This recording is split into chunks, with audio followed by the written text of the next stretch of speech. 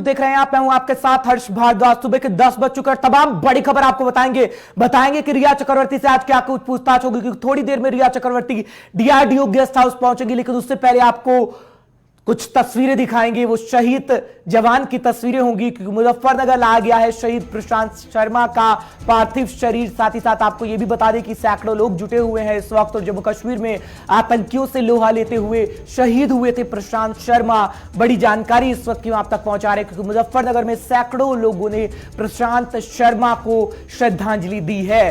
कुछ देर में हम आपको तस्वीर भी दिखाएंगे, जो सैकड़ों लोग, आप ये तस्वीर देखिएगा किस तरीके से सैकड़ों लोग जुटे हुए हैं उनकी अंतिम यात्रा के दौरान। और पार्थिव शरीर मुजफ्फरनगर लाया गया है। जम्मू कश्मीर में आतंकियों से लोहा लेते हुए शहीद हो गए थे प्रशांत। अब अंतिम यात्रा जब उनकी है, तो आप देख सकते हैं इस कोरोना काल के बीच भी किस तरीके से लोग सैकड़ों की संख्या में आपको नजर आएंगे, जो अंतिम विदाई दे रहे हैं। और एक ही नारा लगाया जा रहा है, प्रशांत अमर रहे। और बड़ी जानकारी हम आपको लगातार दे रहे हैं, लेकिन साथ ही साथ वो तस्वीरें भी आपको दिखा रहे हैं मुजफ्फरनगर की, जब हर एक व्यक्ति के आंखों में आंसू है प्रशांत शर्मा के लिए, क्योंकि आतंकियों से उन्होंने लोहा लिया और शहीद हो गए। और हर एक व्यक्ति, शहर का हर एक व्यक्ति अब सड़क पर निकल चुका है उनको अंतिम विदाई देने के लिए। और तस्वीर हम आपको दिखा रहे हैं प्रशांत शर्मा की अंतिम यात्रा की, जब सैकड़ों लोग जुटे हैं। भारत माता की जय के नाका एक तरीके से नारे भी लगाए जा रहे हैं, आप सुन भी सकते हैं, क्योंकि मुजफ्फरनगर का ये पूरा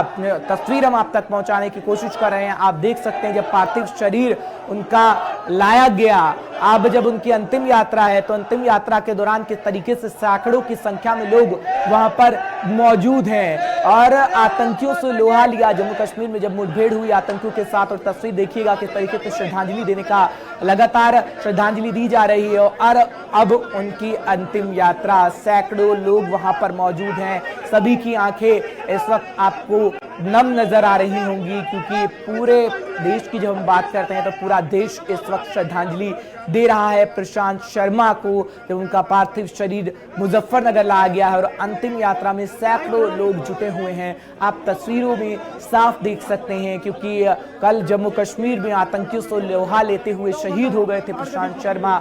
और आज मुजफ्फरनगर जब उनका शव लाया गया, पार्थिव शरीर लाया गया, तो पार्थिव शरीर को अंतिम विदाई देने के लिए सैकड़ों की संख्या में हुजूम एक तरीके का उमड़ पड़ा है। और आप तस्वीरों में साफ देख सकते हैं कि किस तरीके से अंतिम विदाई दी जा रही है उन्हें, जब सैकड़ों लोग वहां पर मौजूद होते हैं मुजफ्फरनगर में। और शहीद प्रशांत शर्मा को इस वक्त अंतिम विदाई दी जा रही है। सभी की आंखों में आंसू हैं, क्योंकि वो वीर सपूत, वो भारत मां का लाल शहीद हुआ है, क्योंकि आतंकियों का खात्मा लगातार सेना कर रही है और आतंकी बौखलाए हुए हैं। लेकिन वीर सपूत, भारत माता के लाल सभी आतंकियों का खात्मा कर रहे हैं। और प्रशांत शर्मा का पार्थिव शरीर जब लाया गया मुजफ्फरनगर, तो मुजफ्फरवासी के आंखों में आप नमी देख सकते हैं कि लगातार अब अंतिम विदाई देने का सिलसिला चल रहा है। सैकड़ों लोग वहां पर आपको मौजूद आ जाएंगे, जो अंतिम विदाई देने के लिए पहुंचे हैं। और ये पार्थिव शरीर है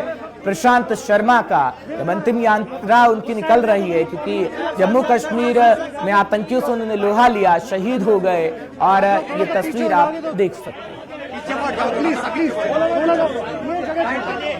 बहुत पीछे, बहुत जगह पड़ी है, आप पीछे वैसे भी फोटो आ जाएंगे।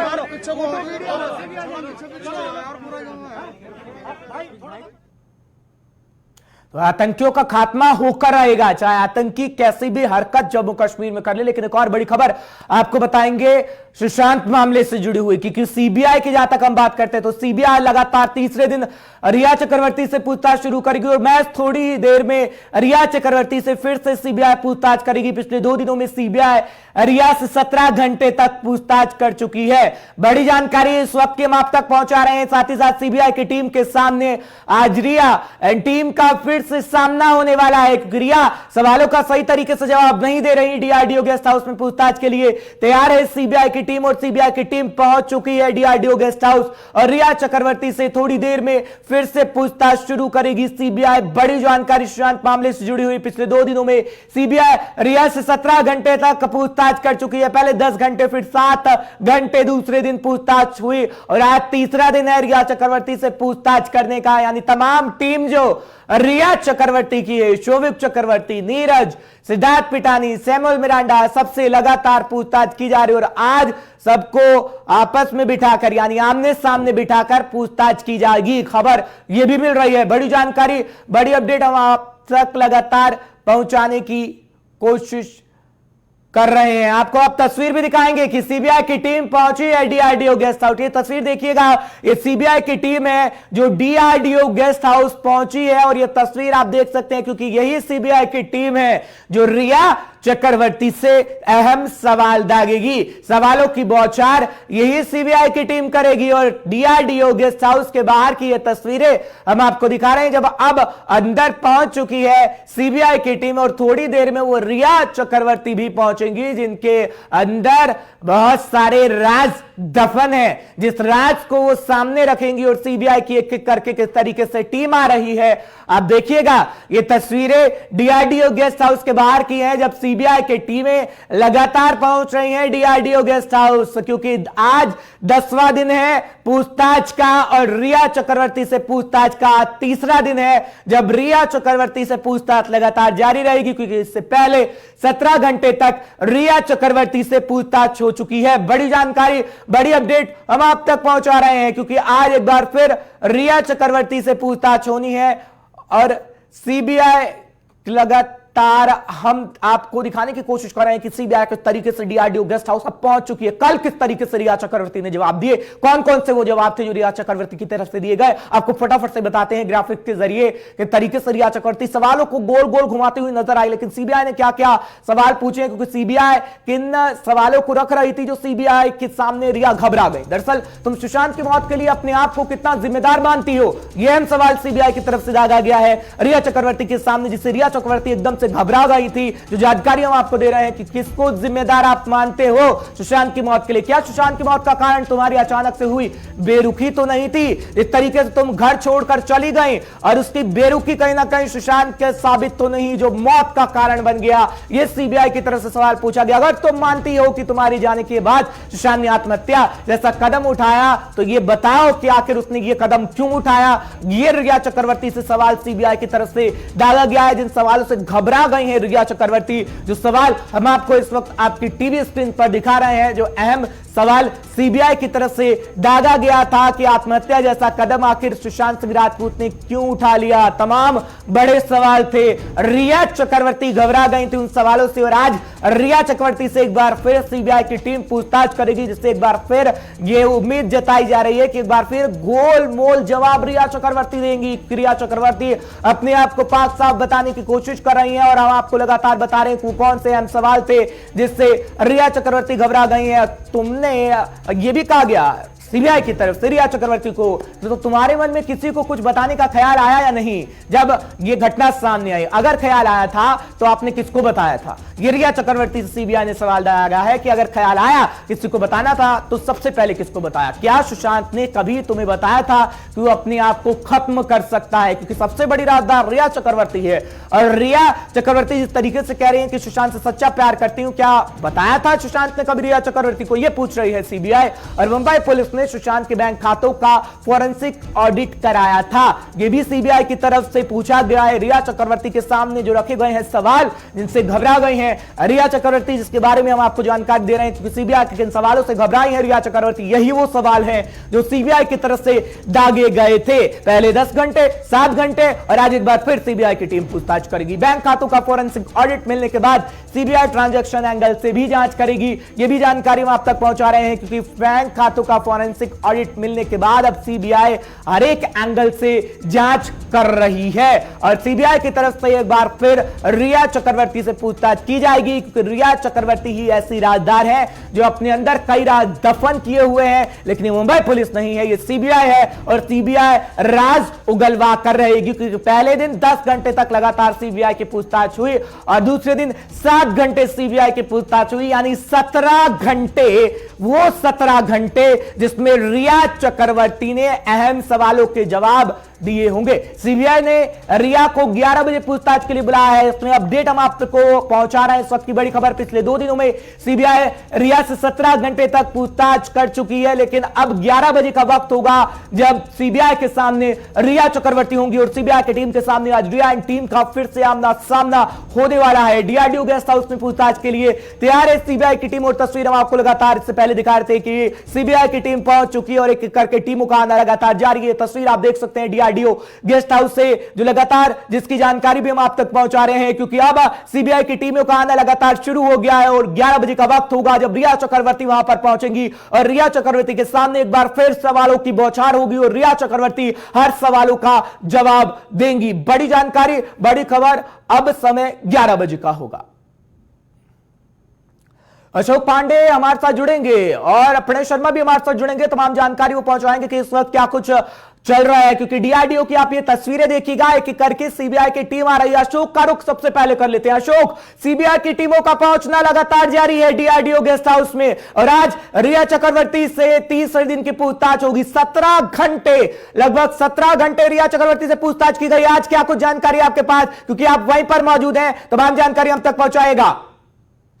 देखिए, डीआरडीओ की जो सीबीआई की 2 टीमें हैं पहुंच चुकी हैं और माना जा रहा है कि 11 बजे के आसपास रिया चक्रवर्ती यहाँ पहुंचेंगे और पहुंचने के बाद में जो दोबारा एक उनका इंट्रोगेशन कहा जा सकता है, जिसको कि आज कई सवालों के साथ में पूछताछ किया जाएगा।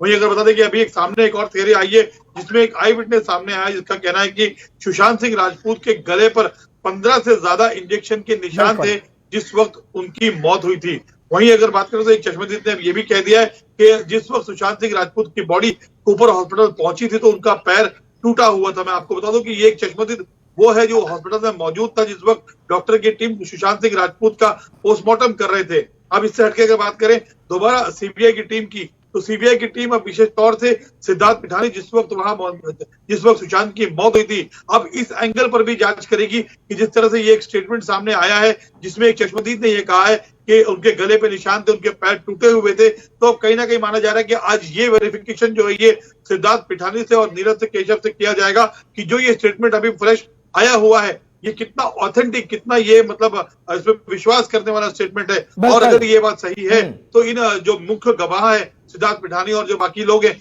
उन्होंने इसके बारे में सीबीआई को जानकारी क्यों नहीं दी, क्योंकि अब ये माना जा रहा है कि इस पूरे मामले को लेकर के जो नया पहलू आया है इसने कई प्रश्न खड़े कर दिए, खास करके सिद्धार्थ पिठानी के ऊपर जो लगातार इस बात का दावा कर रहे थे कि सुशांत सिंह राजपूत ने आत्महत्या की है। और इसमें सबसे इंपॉर्टेंट अभी ये कि 11 बजे के आसपास जैसे रिया यहाँ पहुंचेंगी तो ये भी हो सकता है कि दोनों को सामने सामने बिठा करके सिद्धार्थ पिठानी को और रिया को बिठा करके सामने क्रॉस क्वेश्चनिंग की जाए। हर्ष, बिल्कुल अशोक, प्रणय शर्मा भी लगातार हमारे साथ जुड़े आएंगे आपके पास में, वैसे तमाम जानकारी आपसे लेंगे। प्रणय, फटाफट से जानकारी दीजिएगा क्योंकि 17 घंटे बेहद अहम, पहले 10 घंटे फिर 7 घंटे, आज एक बार फिर रिया चक्रवर्ती सीबीआई के सामने होंगी और वही टेबल होगा जिस पर रिया चक्रवर्ती तमाम जवाब सीबीआई को दे रही है। आज क्या कुछ रहने वाला हो सकता है, क्योंकि रिया चक्रवर्ती के अंदर राज तो दफन है लेकिन वो उगल नहीं रही है अपनी जुबान से ताकि वो आरोपी सिद्ध ना हो जाए। प्रणय, देखिए, दरअसल 17 घंटे हो चुके हैं। पहली जो पूछताछ की गई थी वो 10 घंटे की गई थी, दूसरी पूछताछ जो की गई थी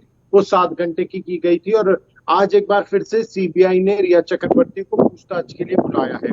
पहली बात यहाँ पर यह समझनी होगी कि सीबीआई को जब तक रिया चक्रवर्ती से ऐसे जवाब नहीं मिलेंगे जिनसे वो संतुष्ट होंगे, इसका मतलब ये नहीं है कि वो ये साबित करने पे आमादा है कि रिया चक्रवर्ती इस पूरे प्रकरण में उनका एक बड़ी भूमिका है या अगर उनका कत्ल हुआ है तो उसमें उनकी भूमिका है। जो जांच एजेंसी है वो अपने एक अलग स्तर पर जांच करती है। सीबीआई की अगर हम बात करें अलग लेवल पर भी पूरी फाइंडिंग्स की जाती हैं, तो उनके हिसाब से जो अभी तक पूरा घटनाक्रम चल रहा है, जो पूरी कहानी चल रही है, उसके हिसाब से जो जवाब मिलने चाहिए रिया चक्रवर्ती से वो अगर सही नहीं, उन्हें लगता है कि सही नहीं है, तो फिर जैसे कि हम लगातार ये बात कर रहे हैं कि पॉलीग्राफिक टेस्ट के लिए भी उन्हें ले जाया जा सकता है, लेकिन उसमें उनकी कंसेंट होना जरूरी है, कोर्ट की कंसेंट भी लेनी होगी। साथ ही में बाकी जो इस पूरे मामले में लोग शामिल हैं जिनका नाम सामने आया, सिद्धार्थ की बात करें, कुक की बात करें, नीरज की बात करें, इन सभी का भी पॉलीग्राफिक टेस्ट कराया जा सकता है।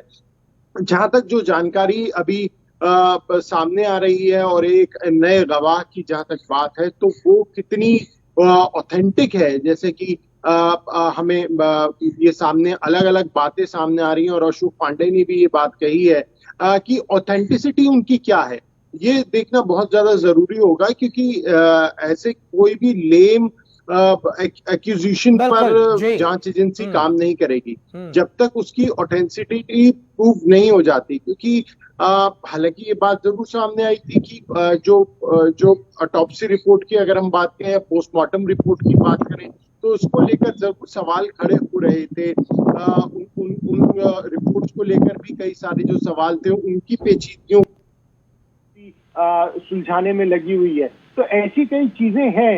ज्यादातर तो जो बातें सामने आएंगी हर्ष, वो सिर्फ और सिर्फ पूछताछ के जरिए ही आएंगी और वो इन्हीं लोगों के सामने निकल कर आएंगी। कॉल रिकॉर्ड्स हम देख रहे हैं कि जो व्हाट्सएप चैट डिलीट हो गई हैं उन्हें भी रिट्रीव किया जा रहा है, उनके जरिए भी बहुत कुछ खुलासे हुए हैं, खासतौर से ड्रग को लेकर जो अभी तक पहलू। बिल्कुल, जब यहाँ पर ड्रग की बात होती है प्रणय, जब यहाँ पर ड्रग एंगल की बात होती है तो कंगना रनौत का ट्वीट आया। अशोक पांडे से पूछना चाहेंगे। अशोक, कंगना रनौत लगातार सामने आके कह रहे हैं कि जो ड्रग माफिया है बॉलीवुड में बहुत एक्टिव रहता है और कंगना जो स्टार है बॉलीवुड के अंदर, और ये कंगना ही सबसे अच्छी तरीके से बता सकती है कि किस तरीके से माफिया है पूरी तरीके से, और ये एक्टिव बॉलीवुड के अंदर रहता है। क्या रिया चक्रवर्ती सुशांत को ही ड्रॉप डाल के दे रही थी जहर का, एक तरीके से जो उनके पिता ने भी कहा कि ड्रग के जरिए जहर देने की कोशिश के सिंह की तरफ से कहा गया है कि जहर दे रही थी रिया चक्रवर्ती? देखिए, उनको उनकी चाय में ड्रॉप डाल के देने की बात तो उनके चैट के माध्यम से सामने आ चुकी है। जिस तरह से वो चैट कर रही थी अपने ही श्रुति मोदी के साथ में और जया शाह के साथ में, उसमें उन्होंने कहा भी था कि 4 ड्रॉप मैंने अभी दिया है और आधे घंटे में वो रिलैक्स फील भी कर रहा है। तो वो 4 ड्रॉप किस चीज के थे? या तो जो प्रिस्क्रिप्शन दिया गया था दवाई के वो थे, या ये ड्रग्स के थे। लेकिन जो अब तक सामने बात आई है वो ड्रग्स को लेकर के ही सामने आई है। और अगर बात करें कंगना रनौत की, देखिए कंगना रनौत ने इसी साल मार्च में बहुत बड़ी एक बात सामने रखी थी। उन्होंने कहा था काफी हद तक वो भी इस तरह की चीजों की शिकार हो गई थी, ड्रग्स की शिकार हो गई थी, और बड़े ही मुश्किल से वो इन सब चीजों से बाहर निकल करके आई हैं। और जैसे एक आदमी होता है, अगर वो इन सब चीजों से एक बार परिचित हो जाता है, इनसे जुड़ जाता है, तो उसके बारे में काफी कुछ जान जाता है। तो ये कहीं से जिस एंगल से शुरुआत हुई है उसकी जानकारी डेफिनेटली कंगना रनौत को होगी। और जिस तरह से वो एक बॉलीवुड सेलिब्रिटी है तो इसकी बहुत ज्यादा संभवता हो जाती है कि वो ऐसे कई बॉलीवुड के सेलिब्रिटी को जानती होंगी जो इस तरह के ड्रग्स का सेवन करते हैं। हर्ष, देखिए बॉलीवुड में ड्रग्स का सेवन कोई नई बात नहीं है, बहुत पुराना चलन रहा है और बहुत सारे केसेस भी पास्ट में हो चुके हैं। तो ये माना जाता है कि जिस तरह से अब ड्रग्स के एंगल को लेकर के सीबीआई भी पूछताछ कर रही है और एनसीबी की टीम भी यहाँ पर आ गई है और लोगों की गिरफ्तारी भी कर रही है, और जैसे इन लोगों को समझ भी भेज दिया गया है, सिर्फ इंतजार में बैठी है यहाँ पर एनसीबी की टीम की। जैसे ही एक बार सीबीआई की इन्वेस्टिगेशन पूरी होती है और ग्रीन सिग्नल मिलता है तो सबसे पहले वो रिया चक्रवर्ती और उनके सहयोगी, जिनके ऊपर पहले एफआईआर दर्ज कर दी जा चुकी है, उनसे इस ड्रग्स के एंगल को लेकर के पूछताछ करेगी। ये तो मान के चलना होगा कि इस पूरे इन्वेस्टिगेशन में एनसीबी के बहुत बड़े बड़े नाम सामने आ सकते हैं जो कि बॉलीवुड से जुड़े हुए होंगे, और कई ए ग्रेड के जो कलाकार हैं वो इसमें बेनकाब होंगे। तो ये पहले ही कहा जा चुका है कंगना की तरफ से कि इसमें बहुत बड़े बड़े नाम सामने आएंगे अगर जांच प्रॉपर तरीके से होती है। सबसे बड़ा इसमें यह है कि जिस तरह से कंगना ने एक सुरक्षा की मांग की है, उन्होंने कहा है कि मुझे अगर देश के पीएम नरेंद्र मोदी अगर सुरक्षा देते हैं तो मैं स्वयं भी इसमें कई बड़े नाम जो है एक्सपोज कर सकती हूँ। तो कहीं ना कहीं देखिए सरकार को भी इसमें आगे आकर के अब एक सहयोग करते हुए कंगना की इस बात को जानना चाहिए कि आखिरकार वो कौन लोग हैं जो इस तरह का नेक्सस बॉलीवुड में चला रहे हैं। क्योंकि इसमें एक चीज बहुत बड़ी कही गई कंगना की तरफ से, उन्होंने ये भी कहा था कि जिस तरह से पहले बड़ी पार्टीज में अगर आप जाते हैं तो आपको इस तरह का जो ड्रग्स है वो फ्री परोसा जाएगा।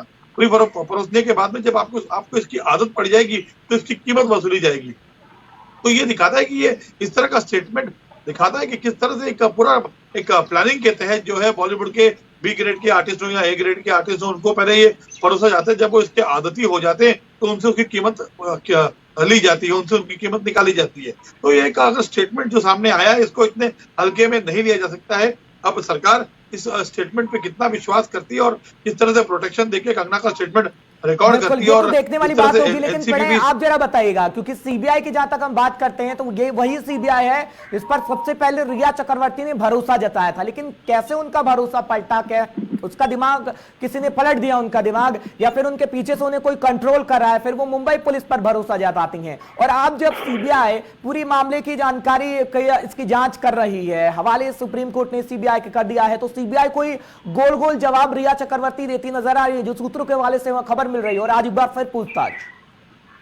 देखिए, जैसे मैंने आपको पहले कहा कि सीबीआई को जब तक सही जवाब, उन्हें ये लगता है कि रिया चक्रवर्ती कोई भी अगर गलत जवाब दे रही हैं, गलत वो पूरी जो कहानी है वो गलत सुना रही है, सीबीआई को जब तक उनको नहीं लगेगा वो लगातार पूछताछ का दौर जारी रख सकते हैं। हमारी बात जो एक्सपर्ट थे उनसे भी हुई थी, पूर्व अधिकारियों से भी हुई थी, उनका ये कहना है कि सीबीआई जब तक चाहे वो रिया चक्रवर्ती को इस तरह से पूछताछ के लिए बुला सकती है और पॉलीग्राफिक टेस्ट तो करवा ही सकती है। ऐसे में रिया चक्रवर्ती अगर पॉलीग्राफिक टेस्ट के लिए मना करती हैं तो ये भी उनके खिलाफ at the time of trial, जब कोर्ट में ट्रायल चलेगा तो उनके खिलाफ जा सकता है।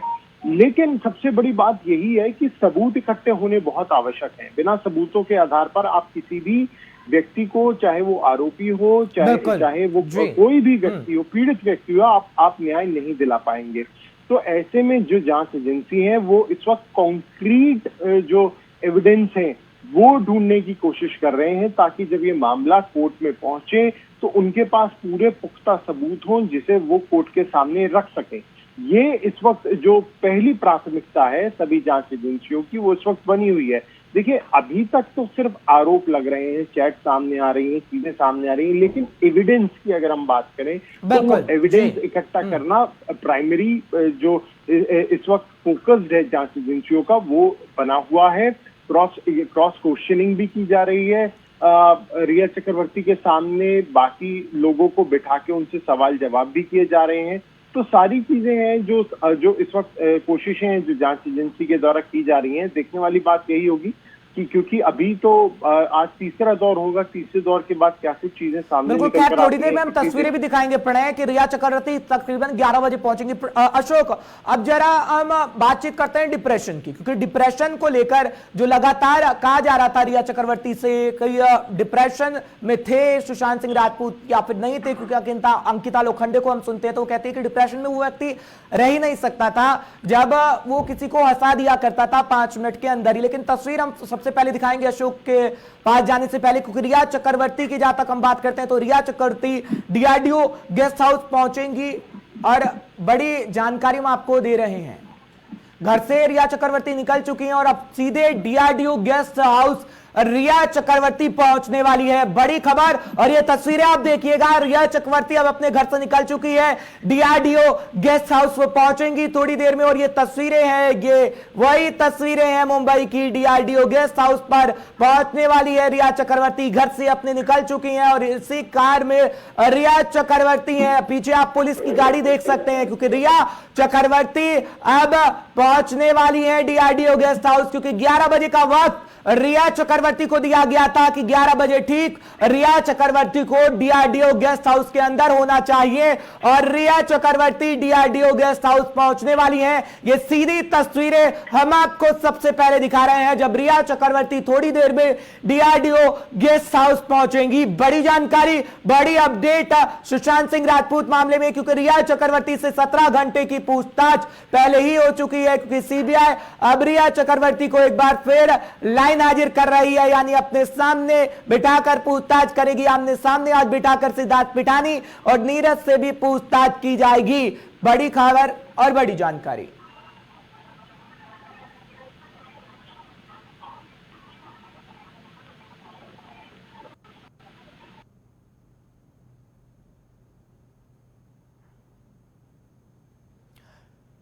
तो तमाम बड़ी जानकारी और बड़ी खबर, क्योंकि अब पहुंचेंगी डीआरडीओ गेस्ट हाउस रिया चक्रवर्ती, जिसकी जानकारी हम आपको लगातार दे रहे हैं। और अशोक पांडे भी लगातार हमारे साथ बने हुए हैं, क्योंकि हम सीधे तस्वीरें दिखा रहे हैं किस तरीके से रिया चक्रवर्ती अब पहुंचने वाली हैं डीआरडीओ गेस्ट हाउस, क्योंकि 11 बजे का वो समय होगा जब डीआरडीओ गेस्ट हाउस के अंदर रिया चक्रवर्ती होंगी। और तस्वीरें सीधे हम आप तक पहुंचा रहे हैं जब रिया चक्रवर्ती डीआरडीओ गेस्ट हाउस पहुंचेंगी और आज एक बार फिर सीबीआई के सवालों की बौछार रिया चक्रवर्ती के सामने होगी। प्रणेश शर्मा और अशोक पांडे, आप दोनों का बहुत बहुत शुक्रिया तमाम जानकारी के लिए। लेकिन तस्वीरें हम आपको लगातार दिखा रहे हैं कि किस तरीके से रिया चक्रवर्ती अब पहुंचने वाली है डीआरडीओ गेस्ट हाउस और वहां पर सवालों की बौछार सीबीआई की होगी। और तस्वीरें सबसे पहले हम आप तक पहुंचाने की कोशिश कर रहे हैं क्योंकि अब घर से रिया चक्रवर्ती निकल चुकी हैं और पूछताछ अब सीबीआई करेगी। और तस्वीरों में आप साफ देख सकते हैं जब रिया चक्रवर्ती की कार है और उसके पीछे पुलिस कर्मियों की गाड़ियां भी हैं, यानी रिया चक्रवर्ती पूरे प्रोटेक्शन के साथ अब पहुंच रही है डीआरडीओ गेस्ट हाउस। इसी गाड़ी में रिया चक्रवर्ती मौजूद है। आप इस गाड़ी को देखिए, इसके अंदर ही रिया चक्रवर्ती और रिया चक्रवर्ती डीआरडीओ गेस्ट हाउस पहुंचेगी। आप ये तस्वीर देखिएगा क्योंकि रिया चक्रवर्ती डीआरडीओ गेस्ट हाउस कुछ ही देर में पहुंचेंगी जब सीबीआई के सवालों की बौछार होगी। और तस्वीरें आप देखिएगा क्योंकि इसी गाड़ी के अंदर रिया चक्रवर्ती है और रिया चक्रवर्ती थोड़ी ही देर में डीआरडीओ गेस्ट हाउस के अंदर होंगी और सीबीआई के सवाल होंगे और सीबीआई के सवालों की बौछार होगी। ये तस्वीरें आप देखिएगा जब रिया चक्रवर्ती की यह तस्वीर हम आपको दिखा रहे हैं क्योंकि थोड़ी देर में पहुंचेंगी रिया चक्रवर्ती डीआरडीओ गेस्ट हाउस के अंदर।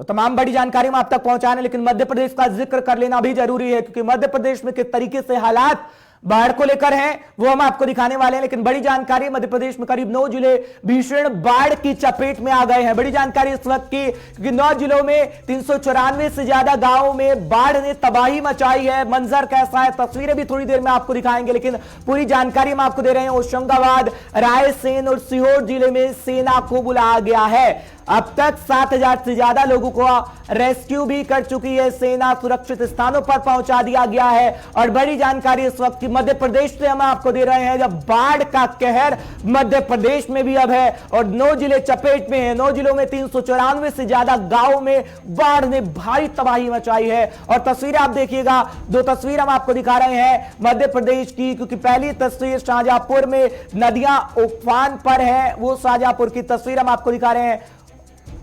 तो लगातार बड़ी जानकारी और बड़ी खबर शाहजहांपुर इलाके की तस्वीरें हैं जहां पर घरों में पानी घुस गया है, रास्ते बंद हैं, नदियां उफान पर हैं। और तस्वीर हम आपको दिखा रहे हैं क्योंकि सेना भी मदद के लिए उतरी है और रेस्क्यू ऑपरेशन चलाया जा रहा है। लगातार लोगों को सुरक्षित स्थानों पर भेजा जा चुका है। 2 तस्वीर आप समझिएगा क्योंकि पहली तस्वीर में नदियां उफान पर हैं, दूसरी तस्वीर में घर पूरी तरीके से डूब गए हैं। और बात अगर मध्य प्रदेश के सीएम की करें तो मध्य प्रदेश के सीएम भी स्थितियों का जायजा ले रहे हैं और तमाम जानकारी, बड़ी खबर और 2 तस्वीर हम आपको दिखा रहे हैं। सुभाष श्रीवास्तव हमारे साथ जुड़ेंगे तमाम जानकारी के साथ। सुभाष, जानकारी दीजिएगा किस तरीके से अभी जो कहर है वो तो खैर जारी है, लेकिन क्या राज्य सरकार कर रही है, क्या शिवराज सिंह चौहान की तरफ से किया जा रहा है क्योंकि जायजा लिया जा रहा है क्योंकि इस वक्त घर पूरी तरीके से पानी के अंदर और पानी ऊपर है।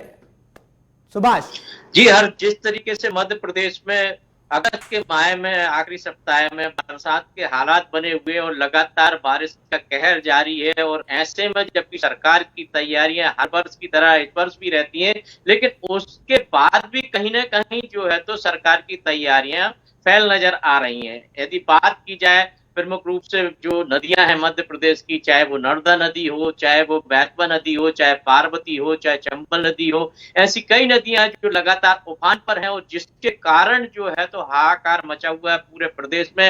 हालांकि मध्य प्रदेश के मुख्यमंत्री ने जो है तो शिवराज सिंह चौहान ने हवाई जायजा भी लिया, उसके बाद अभी वो सीएम हाउस में प्रशासनिक अधिकारियों के साथ बाढ़ के हालात को लेकर के बैठक कर रहे हैं और ठीक 11 बजे उन्होंने एक पत्रकार वार्ता भी सीएम हाउस में भोपाल में बुलाई है जिसमें वो पत्रकारों को ये जानकारी देंगे कि मध्य प्रदेश के बाढ़ के हालात से निपटने के लिए उन्होंने क्या तैयारियां की हुई हैं और जो पुरानी तैयारियां हैं उनमें कहां कमी रह गई थी जिसके कारण भारी मात्रा में जो है तो जनजीवन अस्त व्यस्त हुआ है या जान माल का भी नुकसान हुआ है। कई जिलों में जो है तो घरों में पानी भर गया है और एनडीआरएफ की टीम जो है तो काम कर रही है और लगातार जो है तो लोगों को सुरक्षित स्थान पर पहुंचाने का प्रयास किया जा रहा है। वहीं पर जो है तो यदि बात की जाए, मिलिट्री भी कई जगह पर जो है तो तैनात की गई है, सेना के जवान भी जो है तो लोगों को सुरक्षित स्थान पर पहुंचाने का काम कर रहे हैं। लेकिन जब बात कही जाती है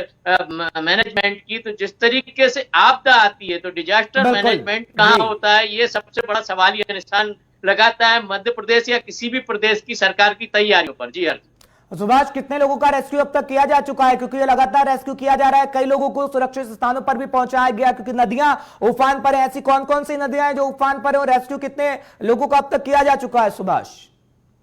जी, अब तक कई सौ लोगों को जो है तो रेस्क्यू किया जा चुका है और कुछ लोगों को छिंदवाड़ा की यदि मैं बात करूं तो वहां पर एक मछुआरे को जो है तो हेलीकॉप्टर के जरिए और उसके एक पालतू जो उसका डॉगी था उसको भी जो है तो हेलीकॉप्टर के माध्यम से रेस्क्यू किया गया। अन्य जगह की अगर मैं बात करूं तो नर्मदा की बात करूं तो लगातार नर्मदा का जो है पानी होशंगाबाद और उससे सटे हुए इलाकों में जो है तो जो गांव हैं और शहर हैं, शहरी इलाकों में भी बढ़ता जा रहा है। तवा की यदि मैं बात करूं तो तवा नदी के जो डैम बनाया गया था उसके भी सभी गेट खोल दिए गए हैं। यदि मैं भोपाल की बात करूं तो यहाँ की कलियासोत डैम और भदभदा डैम दोनों के ही गेट लगातार जो है तो खोले गए हैं। तो इस प्रकार से जिस तरीके की बरसात की उम्मीद नहीं थी और सरकार और सरकार के अधिकारी ये मान करके चल रहे थे कि अब जो है तो मानसून जा चुका है, लेकिन अचानक जिस तरीके से बंगाल की खाड़ी में मानसून का दबाव बना और मध्य प्रदेश में जिस तरीके की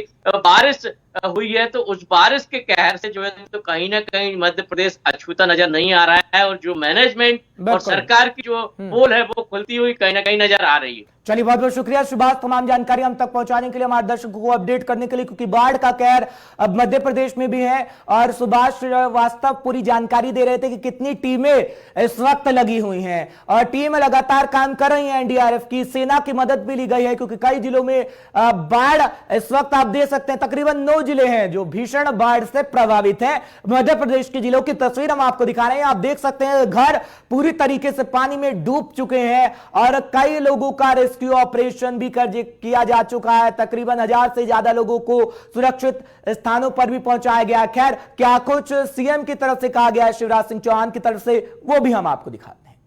सवेरे मैंने माननीय प्रधानमंत्री जी को पूरी स्थिति की जानकारी दी है। उनका स्नेहपूर्ण सहयोग और समर्थन और आशीर्वाद हमें मिल रहा है और मुझे खुशी है कि रात भर हमने रेस्क्यू ऑपरेशन जारी रखा। नरेला गांव में फंसे सीहोर जिले के 5 लोग सुरक्षित रात को 2:30 बजे निकाल लिए गए और अभी मुझे खुशी है कि बालाघाट जिले के कुलमी गांव खैरलांजी के पास फंसे हुए 3 लोगों को भी एयरलिफ्ट कर लिया गया है। एयरफोर्स के जवानों ने उनको निकाल लिया है। हमारा एयरलिफ्ट का ऑपरेशन अब सोमलवाड़ा में प्रारंभ हो रहा है। आर्मी का एयरफोर्स का हेलीकॉप्टर वहां पहुंच गया है सीहोर जिले के, और जल्दी रायसेन जिले के भौंती गांव से में भी एयरलिफ्ट करने का अभियान एयरफोर्स शुरू करेगी। हमारा प्रशासन रात भर वहां है। कमिश्नर रात को ही वहां पहुंच गए थे गांव में। लगभग 2 किलोमीटर पानी में से होते हुए प्रशासन पूरी तरह से तैनात रात भर रहा है और उसके कारण हमने कम से कम जान का नुकसान नहीं होने दिया है।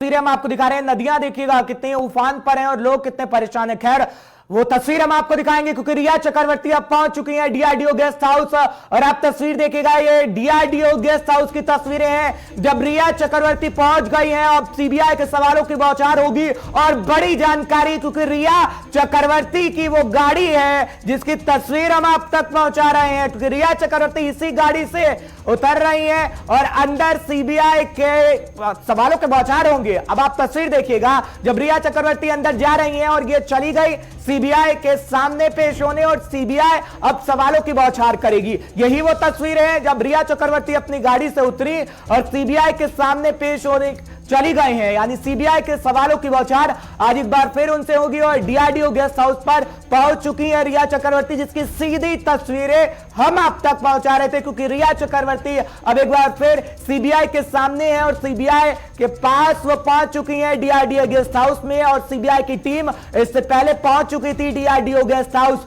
जब आज उनसे पूछताछ की जाएगी। बड़ी जानकारी, बड़ी खबर हम आप तक पहुंचा रहे हैं, तस्वीर लगातार दिखा रहे हैं जब रिया चक्रवर्ती अपने घर से निकली और डीआरडीओ गेस्ट हाउस पहुंची है, क्योंकि आज भी लगभग 10 से 15 घंटे की पूछताछ रिया चक्रवर्ती से की जा सकती है। उसकी जानकारी भी हम आपको लगातार दे रहे हैं, क्योंकि यही वो तस्वीर है जब रिया चक्रवर्ती पहुंची और सीबीआई के सामने अब उनकी पेशी हो चुकी है और सीबीआई के सवालों की बौछार रिया चक्रवर्ती से अब होगी।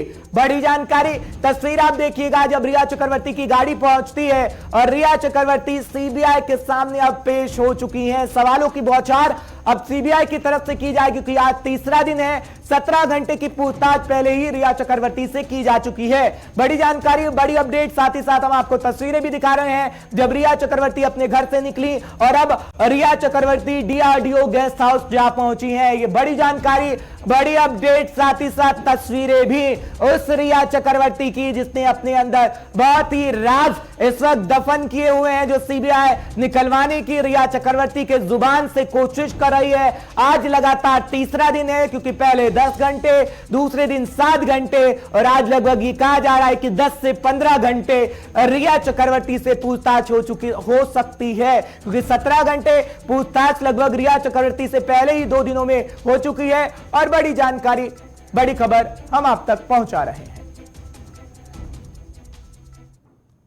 अब बात करेंगे मुहर्रम की, क्योंकि जब हम ताजियों का जिक्र करते हैं जो मुहर्रम के दिन पे निकाला जाता है, उसके लिए सुप्रीम कोर्ट फिर हाई कोर्ट की तरफ से भी फैसला दिया गया है। और क्या कहा गया है वो जानकारी हम आपको देंगे, खासकर उत्तर प्रदेश से, क्योंकि उत्तर प्रदेश में जो जानकारी मिल रही थी ताजियों को लेकर, क्योंकि यूपी में मुहर्रम पर ताजिया जुलूस निकालने पर रोक लग गई है पूरी तरीके से। और आपको हम बता दें कि इलाहाबाद हाई कोर्ट ने नहीं दी है ताजिया जुलूस निकालने की अनुमति। बड़ी जानकारी, बड़ी अपडेट, क्योंकि ताजिया जुलूस को निकालने की अनुमति मांगी गई थी, जिससे इनकार साफ तौर पर कर दिया गया। 3 दिन पहले सुप्रीम कोर्ट ने भी मातमी जुलूस पर रोक लगा दी थी। अब कोरोना संकट गंभीर होने के चलते जुलूस पर रोक लगा दी गई है इलाहाबाद हाई कोर्ट की तरफ से भी, क्योंकि सुप्रीम कोर्ट की तरफ से पहले अब जिस तरीके से इलाहाबाद हाई कोर्ट ने रोक लगा दी है। अनूप सिंह हमारे साथ जुड़ रहे हैं, तमाम जानकारी वो आप तक पहुंचाएंगे। अनूप, जानकारी दीजिएगा, क्योंकि अब इलाहाबाद हाई कोर्ट की तरफ से भी पूरी तरीके से रोक लगा दी गई है, क्योंकि कोरोना काल है। उस कोरोना काल के बीच कोरोना धर्म आस्था नहीं देखता, क्योंकि कोरोना लगातार फैल रहा है और कोई इसका अभी तक इलाज नहीं है। क्या कुछ जानकारी है आपके पास? देखिए, बिल्कुल हर सही कह रहे हैं कि जिस तरीके से उत्तर प्रदेश सरकार की केंद्र सरकार की तरफ से जो गाइडलाइन जारी गई थी ताजिया को लेकर, लेकिन उसके बाद जो मुस्लिम समुदाय के लोग हैं वो कहीं ना कहीं सरकार और आमने सामने हो गए थे। लखनऊ में मुझे याद है कि अभी जल्द ही धरना प्रदर्शन पूरा दिन चला था, उसके बाद सरकार से वार्ता हुई थी, लेकिन ये जो एडवाइजरी जारी गई थी उसके विरोध में जो हाईकोर्ट में भी मुस्लिमों ने पक्ष ने अपना रखा था, लेकिन उसको कल माननीय हाईकोर्ट ने उसको खारिज करते हुए रोक लगा दी कि किसी प्रकार से जुलूस नहीं निकलेगा। कोविड-19 के जो सतर्कता के बरतने के मद्देनजर जिस तरीके से हाईकोर्ट ने निर्णय लिया कि इस समय जो देश में महामारी चल रही है, जिसके मद्देनजर कोई भी ताजिया नहीं निकालेगा। ये बिल्कुल सही बात है कि बहुत सारे त्योहार जो हैं, बहुत सारे जो उत्सव हैं, ये जो कोरोना के भेंट में चढ़ गए हैं, लेकिन कहीं ना कहीं जिस तरीके से देश में संक्रमण की जो लगातार आंकड़े बढ़ रहे हैं, उसको देखते हुए न्यायालय ने फैसला लिया है। ये देखा जाता है कि मुस्लिम जो पक्ष के, हालांकि उन लोगों ने भी सुप्रीम कोर्ट के, हाई कोर्ट के आदेश को अब मान लिया है। उनका कहना है, उनके जो मौलानाओं से सुबह बात हुई, जो उनके जो लीडर थे उनसे बात हुई, तो उनका कहना है कि इस बार जो ताजिया है अपने घर में ही रखेंगे जब तक सरकार या फिर न्यायालय उसको अनुमति नहीं देती है। अनुमति मिलने के बाद वो फिर ताजिया दफन सुपुर्दे खाक करने जाएंगे और तब तक ताजिया अपने घर में ही रखकर उसको रखेंगे। उनका यह भी मानना है कि ताजिया जब तक घर में रखेंगी तो उससे बरकत देंगी। ये चूंकि उनकी एक त्याग और परंपरा जो हमेशा मनाते चले आ रहे हैं, पूर्वजों का है और काफी लंबे समय से लोग मनाते चले आ रहे हैं। तो जाहिर सी बात है उनका जो कोरोना से संक्रमित जो इस समय चल रहा है उसको लेकर जिस तरीके से कोर्ट ने और सरकार ने जो फैसले लिए हैं उनको अब जो मुस्लिम समुदाय के लोगों ने भी माना है और इस पर उसको अमल भर कर रहे हैं। सुबह से मैं देख रहा हूं पूरे लखनऊ में सन्नाटा है। ये लखनऊ चूंकि प्रदेश की राजधानी है और यहाँ पर भी सुबह से लोग, मुस्लिम समुदाय के लोग सुबह निकलते थे और लंबी लंबी जुलूस निकालते हुए ताजिया को ले सुपरते खाक करते, लेकिन आज बिल्कुल सन्नाटा है, माहौल बिल्कुल शांत है, लोग अपने घरों में हैं।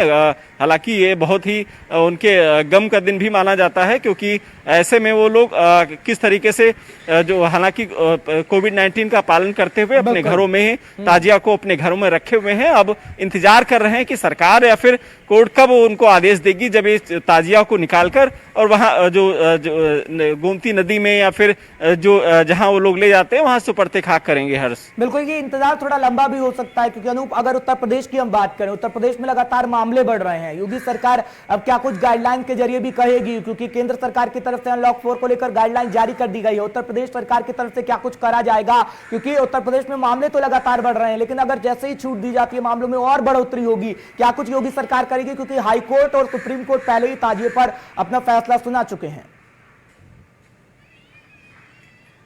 बिल्कुल सही बात है। उस फैसले के बाद तुरंत जो उत्तर प्रदेश के मुख्यमंत्री योगी आदित्यनाथ ने तुरंत उसको अमल करने के निर्देश दिए थे कि उत्तर प्रदेश में हाई कोर्ट के आदेश का, सुप्रीम कोर्ट के आदेश का पालन हो और पुलिस को सख्त निर्देश दिए गए थे। खासकर जो डीएम और जिला कप्तानों को तुरंत शाम को ही कल निर्देश दे दिए गए थे कि प्रदेश में ताजिया का जुलूस नहीं निकाला जाएगा और खासकर जिस तरीके से गाइडलाइंस केंद्र सरकार ने जारी की थी उस पर कहीं ना कहीं उसी को फॉलो करते हुए उस पर लागू किया। जिस तरीके से अनलॉक 4 शुरू हो चुका है, शुरू हो जाएगा कल से, क्योंकि जो गाइडलाइंस आई हैं उसके तहत फिर बहुत सारी परिवर्तन अभी अनलॉक 4 में भी किए गए हैं। जिस तरीके से खासकर जो 7 सितंबर से जो मेट्रो को आवागमन शुरू हो जाएगा उसमें भी ये देखने वाली बात होगी कि किस तरीके से योगी सरकार गाइडलाइन जारी करती है और कितनी चुनौती अभी योगी सरकार के पास है। बहुत बहुत शुक्रिया तमाम जानकारी हम तक पहुंचाने के लिए, हमारे दर्शकों को अपडेट करने के लिए। लेकिन अब उन वीर शहीद सपूतों की हम आपको तस्वीर दिखाएंगे जिनको श्रद्धांजलि पूरा देश इस वक्त दे रहा है और श्रीनगर से सीधी तस्वीरें हम आप तक पहुंचाने की कोशिश कर रहे हैं जब श्रद्धांजलि दी जा रही है उन वीर सपूतों को जो आतंकियों से लोहा लेते लेते वीर गति को प्राप्त हो गए हैं। ये आप तस्वीर देखिएगा, श्रीनगर की तस्वीरें हैं जहां पर श्रीनगर में शहीद हुए एसआई बाबूराम को श्रद्धांजलि दी जा रही है, क्योंकि कल पंथा चौक पर हुए हमले में शहीद हुए थे बाबूराम और बाबूराम को अब श्रद्धांजलि दी जा रही है। श्रीनगर की सीधी तस्वीरें हम आप तक पहुंचा रहे हैं क्योंकि आप देख सकते हैं कि अब श्रद्धांजलि उनको दी जा रही है। 3 आतंकी ढेर कर दिए गए थे और 3 आतंकी ढेर कर दिए गए, उसी के साथ बाबूराम शहीद हो गए और शहीद बाबूराम को श्रद्धांजलि इस वक्त श्रीनगर में दी जा रही है क्योंकि वो भारत मां का लाल भारत के लिए लड़ते लड़ते शहीद हो गया है। एक तरीके से सुरक्षा के लिए, भारत की सुरक्षा के लिए लड़ते लड़ते आतंकियों से लोहा लेते लेते शहीद हो गया, जिसको श्रद्धांजलि इस वक्त दी जा रही है। और आप तस्वीरों में देख सकते हैं कि श्रद्धांजलि देने का सिलसिला लगातार जारी है और इस वक्त पूरे देश की आंखें नम होंगी क्योंकि शहीद हुए हैं बाबूराम और कल पंथा चौक पर जो हमला हुआ आतंकियों की तरफ से उसमें 3 आतंकवादियों का खात्मा सेना की तरफ से कर दिया गया, लेकिन एक जवान शहीद भी हो गए जिनका नाम बाबूराम था। अब श्रद्धांजलि उन्हें दी जा रही है सेना की तरफ से, पुलिस की तरफ से। जो तस्वीर श्रीनगर से सीधे हम आपको दिखा रहे हैं क्योंकि आतंकियों से लोहा लिया था, आतंकियों को लगातार मारा जा रहा है, आतंकियों का खात्मा सेना कर रही है और आतंकियों का खात्मा जम्मू कश्मीर से पूरी तरीके से होकर रहेगा। ये सेना के हर एक जवान ने प्रण लिया है और उसी का नतीजा है कि आतंकियों का खात्मा किया जा रहा है। लेकिन इस बीच बाबूराम शहीद हुए आतंकियों से लोहा लेते हुए और वो तस्वीर हम आपको दिखा रहे हैं जो सभी इस वक्त श्रद्धांजलि दे रहे हैं, सेना के अधिकारी हों, पुलिस के अधिकारी हों और सीधे श्रीनगर की तस्वीरें हम आप तक पहुंचाने की कोशिश कर रहे हैं क्योंकि शहीद हुए थे बाबूराम कल पंथा चौक पर हुए हमले में। अब श्रद्धांजलि देने का सिलसिला लगातार जारी है, इसके बाद उनका पार्थिव शरीर उनके घर पहुंचाया जाएगा और आप तस्वीरों में देख सकते हैं कि श्रीनगर में अभी लगातार श्रद्धांजलि देने का सिलसिला जारी है, चाहे फिर पुलिस कर्मी हो या फिर सेना के अधिकारी हों, इस वक्त सभी मौजूद हैं और श्रद्धांजलि लगातार बाबूराम को दी जा रही है, क्योंकि आतंकियों से लोहा लिया गया और आतंकी लगातार सेना पर हमला कर रहे हैं, सेना को निशाना बना रहे हैं, जम्मू कश्मीर पुलिस पर एक तरीके से हमला कर रहे हैं। लेकिन भारत मां की रक्षा के लिए इन वीर सपूतों को हम सलाम कर रहे हैं। यही भी वो वीर सपूत हैं जब ये सरहदों पर खड़े होते हैं, आतंकियों से लोहा लेते हैं और हम अपने घरों में सुरक्षित रहते हैं। और बाबूराम को श्रद्धांजलि इस वक्त दी जा रही है, वो तस्वीर हम आपको दिखा रहे हैं जब आतंकियों से लोहा लेते हुए बाबूराम शहीद हो गए और बाबूराम को श्रद्धांजलि इस वक्त श्रीनगर में दी जा रही है, क्योंकि जम्मू कश्मीर में लगातार आतंकवादी हमले हो रहे हैं और आतंकियों का खात्मा सेना जम्मू कश्मीर पुलिस कर रही है। लेकिन आतंकियों से लोहा हर एक सेना का जवान, हर एक पुलिसकर्मी ले रहा है, क्योंकि और जो तस्वीरें हैं वो श्रद्धांजलि की हम आप तक पहुंचा रहे हैं।